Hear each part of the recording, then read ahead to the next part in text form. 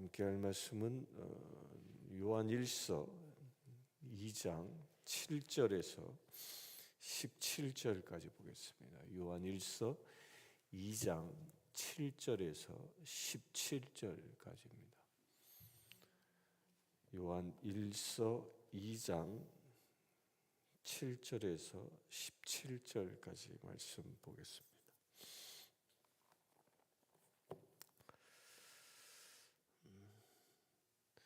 7절과 8절 먼저 봅니다. 사랑하는 자들아, 내가 새 계명을 너희에게 쓰는 것이 아니라 너희가 처음부터 가진 옛 계명이니 이 옛 계명은 너희가 들은 바 말씀이거니와 다시 내가 너희에게 새 계명을 쓰노니 그에게와 너희에게도 참된 것이라. 이는 어둠이 지나가고 참 빛이 벌써 비침이니라. 오늘 7절의 말씀의 첫 시작이 사랑하는 자들아라고 시작하는데 이게 그 개역개정은 좀 의역을 해놓은 거고요. 원래 원어에는 형제들아라고 되어져 있습니다. 형제들아. 그러니까 2장 1절은 나의 자녀들아라는 개념은 뭐라고 어제 말씀드렸죠? 가족의 개념으로. 성도들 간의 관계가 가족의 개념으로 나의 자녀들아라고 불렀다면 이제 좀 더 예수님이 부르신 호칭대로 나의 형제다, 나의 형제다, 나의 형제들아. 그러니까 우리 모두는 다 주 안에서 형제자매된 관계다라는 그런 것을 더 강조하고 있습니다. 그렇게 호칭하면서 새 계명을 너희에게 쓰는 것이 아니라라고 얘기합니다. 새 계명, 그러니까 해 아래 새 것이 없나니라는 말씀을 떠오르게 하는 그런 말씀이죠. 새 계명이 아니다라는 말은 무엇이에요? 지금 쓰고 있는 이 모든 말씀들은 구약의 말씀에 다 있는 말씀들이다. 다 있는 말씀들인데 그것을 새 계명으로 너희에게 쓴다라는 겁니다.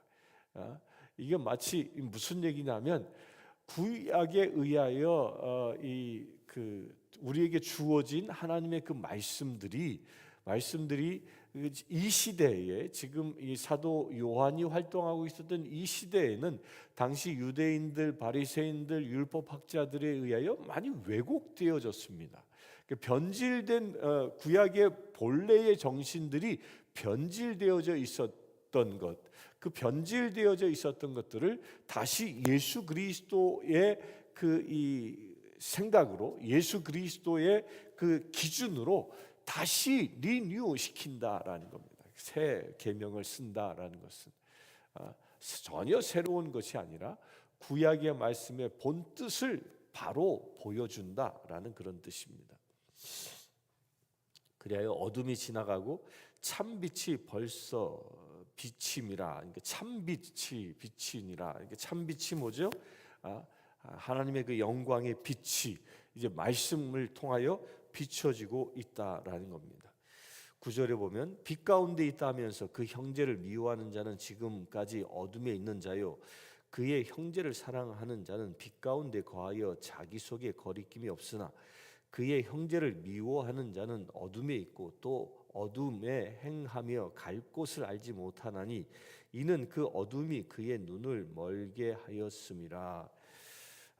이 새 계명을 쓴다라는 말은 새 계명은 가장 구체적으로 얘기하면 빛 가운데 있는 것, 그 빛 가운데 있다라는 게 뭐예요? 하나님 가운데 머무르는 것이고, 하나님 가운데 머문다라는 것은 하나님의 큰 사랑 가운데 머문다라는 겁니다. 그러면서 그 대전제를 그렇게 던지고 있는 거죠. 그러면서 빛 가운데 있다 하면서 형제를 미워하는 자가 있을 수 없다라는 겁니다. 여러분들, 미워한다, 이 미움이라는 것은 누구로부터 오는 걸까요? 미움은 철저히 사탄으로부터 오는 겁니다. 곧 우리가 하나님의 사랑 가운데 머물러 있다고 하면서 사단이 주는, 그 사단이 우리의 감정의 그 미움이란 영역들을 장악하고 있다면 빛 가운데 머물고 있다라는 말이 틀렸다라는 거죠. 어제 말씀드렸듯이 빛은 뭐라고요? 그 빛 가운데 들어가 있으면 어떤 그늘도 형성되지 않는 것입니다. 곧 사단이 주는 어떤 어둠도 내 안에 용납될 수 없는 것입니다. 그걸 얘기하고 있는 거예요. 근데 왜 굳이 여기서 사도 요한은 형제를 미워하는 자라고 딱 찍어서 얘기하고 있는가 하면, 그때 당시에 이 영지주의자들에 의하여 그 교회 공동체가 이 분열되기 시작했던 징후들이 있었기 때문입니다. 초대교회는 정말 은혜 가운데 생겨났죠. 성령의 강력한 역사가 일어났고 그들이 가진 것을 다 팔아 교회를 섬기고 자기들이 필요한 만큼, 그러니까 초대교회는 당시에 그 기본적인 것이 공동생활하는 것이었습니다.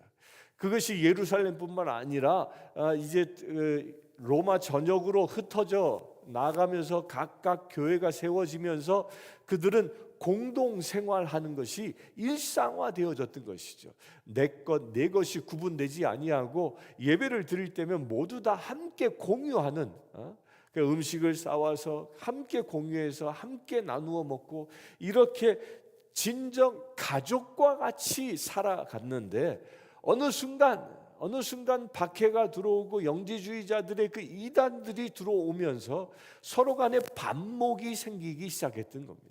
누가 잘났니 못났니 그러면서 미움이 생기고 상처가 생기고, 고린도서에 보면 이 애찬하기 위하여 이 음식을 가지고 오는데 부자들이 먼저 다 먹어버리잖아요. 다 먹어버리고 나중에 이제 노예 신분의 사람들은 예배 시간에 늦게 오거든요. 그때 당시는 예배를 대부분 다 저녁 때 드렸으니까. 이 노예주들, 자유인들은 일찍 와가지고 저녁 식사 때 와가지고 자기들이 싸온 음식을 갖다 놓고 다 먹어버리는 거예요.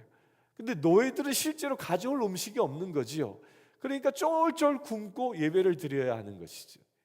근데 그런 것들이 이게 어느 순간 은혜가 사라지면서 일어나기 시작했던 겁니다. 은혜가 충만했을 때는 부자들도 이 자유인들도 자기들이 쌓은 그 음식을 가지고 기다렸던 거예요. 노예로 하루 종일 힘들게 일하고 잠잘 시간에 와서 예배를 드리는 그 사람들을 기다리고 그들과 더불어 애찬을 나누고 성만찬을 나누었었는데, 어느 순간부터 그런 관계들이 깨지기 시작하면서 서로 간에 갈등이 생기고 미움이 생겼던 것이죠. 근데 이것을 사도 요한은 아주 강력하게 얘기하는데, 형제를 사랑하는 자는 빛 가운데 거하는 자니 자기 속에 거리낌이 없으나 형제를 미워하는 자는 어둠에 있는 자라고 얘기합니다. 이 거리낌이라는 말은요, 이 스칸달론이라는 말을 쓰고 있는데, 이 말은 죄에 빠지게 하는 이 걸림돌과 같은 것을 얘기하는 겁니다. 그러니까 빛 가운데 있는 사람들은 형제들을 죄에 빠지게 하지 않는다라는 거예요. 시험에 들지 않는다라는 거예요. 그러나 형제를 미워하는 자들은 어둠에 있고 그들은 눈이 멀게 되어져 형제들 간에 서로 죄짓게 만든다라는 겁니다. 교회 안에서는요, 이 미워한다라는 이 마음 자체가 사라져야 하는 것입니다. 누군가를 내가 미워한다. 왜냐하면요, 사랑함과 미움은 동시에 거할 수 없기 때문입니다. 동시에 거할 수 없습니다. 자녀를 사랑하십니까? 그럼 미워할 수 없는 겁니다. 남편을 사랑합니까? 미워할 수 없는 겁니다. 그게 동시에 거할 수 없다라는 겁니다. 미움의 끝은 어디라고요? 눈이 멀게 되어져 사단이 끄는 대로 가게 되어진다라는 겁니다. 오히려 우리 안에 미움이라는 이 감정이 조금이라도 남아 있다면 예수 이름으로 다 물리쳐 버리시길 축원합니다. 미움을 통해서 우리의 눈을 가리고 사단은 우리를 끌고 가기 때문입니다. 12절입니다. 자녀들아, 내가 너희에게 쓰는 것은 너희 죄가 그의 이름으로 말미암아 사함을 받았으며, 아비들아, 내가 너희에게 쓰는 것은 너희가 태초부터 계신 이를 알았으며, 청년들아, 내가 너희에게 쓰는 것은 너희가 악한 자를 이기었음이라. 아이들아, 내가 너희에게 쓴 것은 너희가 아버지를 알았으며, 아비들아, 내가 너희에게 쓴 것은 너희가 태초부터 계신 이를 알았으며, 청년들아, 내가 너희에게 쓴 것은 너희가 강하고 하나님의 말씀이 너희 안에 거하시며 너희가 흉악한 자를 이기었음이라. 12절, 13절과 14절은 이렇게 반복해서 쓰고 있는데요. 반복해서 쓰는 것은 강조하는 겁니다. 강조하는 것. 여기서 자녀라고 아비들아 또 청년들아라고 구분하고 있는데 그 세대들을 이야기하죠.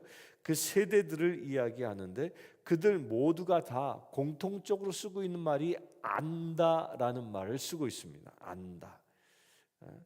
여기서 말하고 있는 안다, 여러분들 알고 계십니까? 안다라는 건 무슨 뜻이에요? 그냥 여기서 말하고 있는 아는 것은 지식적으로 안다라는 말을 뛰어넘습니다. 안다라는 것은 그 사람의 전부와 내가 온전히 하나 되어져 있다. 그러니까 하나님을 안다라는 것은 하나님과 내가 온전히 하나 되어져 있다라는 그런 표현입니다. 그리할 때 악한 자들로부터 이길 수 있는 힘이 우리에게 온다라는 겁니다. 곧 형제를 미워하게 하는 그 사단의 유혹으로부터 이길 수 있는 비밀이 무엇이냐? 하나님을 온전히 알을 때, 그래야 하나님과 온전히 하나 되어져 있을 때, 그럴 때 이길 수 있는 힘이 우리에게 오는 것입니다. 그럴 때 너희가 흉악한 자를 이기었음이라 라는 칭찬이 우리에게 오는 것이죠.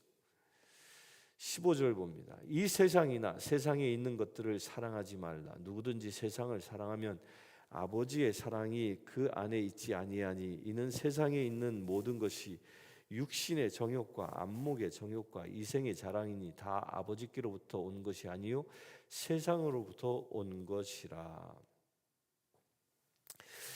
여기서 말하고 있는 세상에 있는 것들을 사랑하지 말라라고 되어져 있는데요. 이 말은 요한복음 3장 16절의 말씀과 좀 다르지 않습니까? 하나님께서 세상을 이처럼 사랑하사라고 요한복음 3장 16절은 분명히 얘기하고 있는데, 그 말을 그 16절을 쓴 이 사도 요한이 요한 1서를 쓸 때에는 세상에 있는 것들을 세상이나 세상에 있는 것들을 사랑하지 말라. 이게 뭐 반대되는 이야기를 쓰고 있단 말이죠. 이게 무슨 뜻일까요? 그러니까 여기서 말하고 있는 세상과 요한복음 3장 16절에서 말하고 있는 세상은 다른 세상입니다. 요한복음 3장 16절에서 말하고 있는 세상은 하나님께서 만드신 피조 세계를 말하고 있고, 여기 이 요한 1서에서 말하고 있는 세상은 사단에 의하여 장악된 세상을 말하고 있는 것입니다. 공중 권세 잡은 자들에 의하여 다스림을 받고 있는 세상을 말하는 것이죠. 곧 초대 교회가 살아가고 있는 그 엄청난 이단들의 공격과 또한 그 박해들 속에 있는 그 세상을 이야기하고 있는 겁니다. 그런 세상을 사랑하면 아버지의 사랑이 그 안에 있지 아니하다. 곧 죄된 세상을 얘기하는데, 이 죄된 세상은 사단이 지배하는 세상을 말하고요. 또한 어둠과 죄 속에 있는 세상을 말하고, 또한 그리하여 하나님의 심판 아래 있는 곳을 말합니다. 그렇기 때문에 그런 세상을 사랑하게 되어지면 아버지의 사랑이 그 안에 있지 아니하다. 곧 세상을 사랑하는 사람들은 하나님의 사랑 가운데 머무를 수 없다라는 겁니다. 예수님도 그러죠. 하나님과 물질을 동시에 사랑할 수 없다. 분명히 하나를 선택해야 한다라는 것입니다. 물질은 우리가 하나님을 사랑하고 하나님의 그 사랑 가운데 머물며 살아가면 물질은 채워주는 수단이지 사랑의 대상이 아닌 겁니다.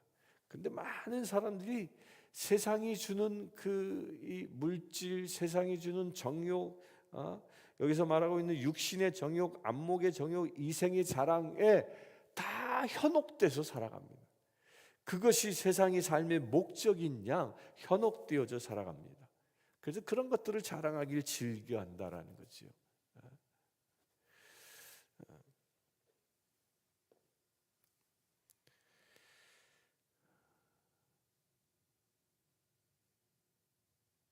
우리 그리스도인들도 이 육신의 정욕, 안목의 정욕, 이생의 자랑 여기에 쉽게 넘어가는 그 연약함들을 종종 봅니다. 종종. 그러나 우리는 거기에 넘어가지 말아야 합니다. 내가 무엇을 입었는지 무엇을 먹는지는 중요하지 않다라는 겁니다. 17절 보겠습니다.